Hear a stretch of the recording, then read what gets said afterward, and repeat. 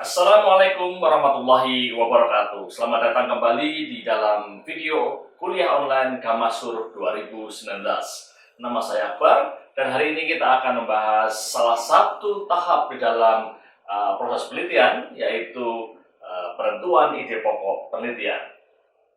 Nah, seperti sudah kita bahas pada kuliah yang lalu, penelitian sebagai sebuah proses pencarian pengetahuan atau kebenaran mengenai fakta atau fenomena tertentu terdiri atas beberapa tahapan yang terstruktur dan sistematis. Dan tahapan pertama adalah penentuan ide penelitian. Baik, seperti sudah pernah kita bahas pada kuliah yang lalu, pada tahapan pertama ini kita menentukan dan merumuskan masalah penelitian, pertanyaan penelitian, tujuan penelitian, dan juga nanti manfaat penelitian. Apa sebenarnya yang dimaksud dengan masalah penelitian? Gitu ya. Jadi secara sederhana, yang dimaksud dengan masalah penelitian adalah masalah yang menjadi perhatian utama dalam penelitian kita, gitu ya. Yang itu bisa berupa kesenjangan atau gap yang ada di dalam ilmu pengetahuan, atau kesenjangan antara idealitas dengan realitas, antara apa yang seharusnya terjadi dengan apa yang benar-benar terjadi. Gitu ya, yang kesenjangan itu membutuhkan penyelidikan dan juga nanti pemecahan lebih lanjut. Nah, masalah penelitian ini, gitu ya, harus dirumuskan dengan baik. Masalah penelitian yang dirumuskan dengan baik adalah masalah penelitian yang pertama menunjukkan kesenjangan dalam pengetahuan atau kesenjangan di antara realitas dan idealitas seperti sudah tadi kita bahas di awal.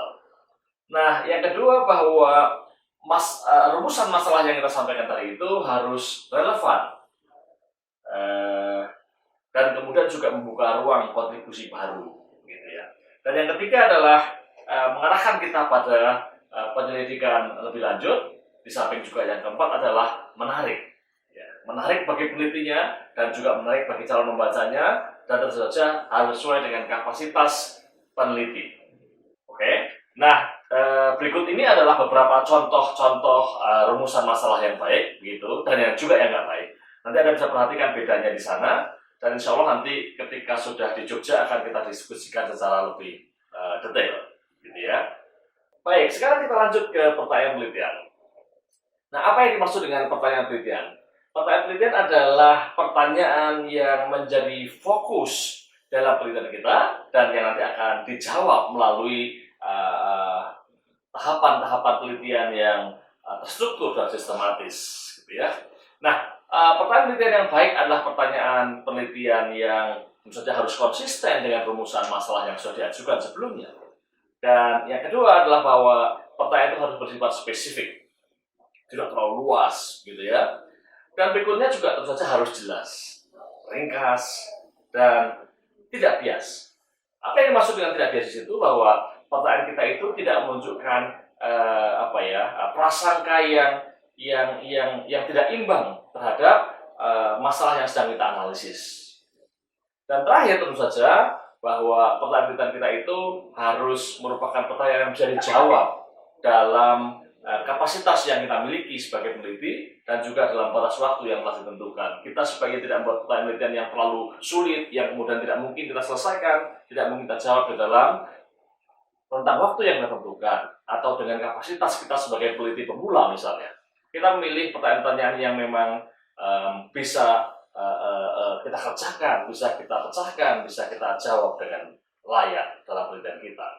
Nah, berikut ini adalah beberapa contoh pertanyaan penelitian yang baik dan yang tidak baik. Nanti Anda bisa lihat di sana contoh-contoh pertanyaan yang tidak jelas, contoh-contoh pertanyaan yang terlalu panjang, contoh-contoh pertanyaan yang terlalu luas, dan sebagainya. Sebaliknya juga ada contoh-contoh pertanyaan yang jelas, ringkas, dan kemudian spesifik.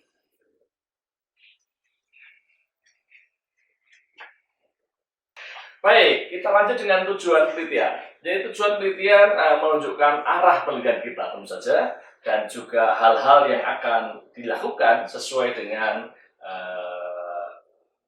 desain yang sudah kita buat dalam penelitian kita.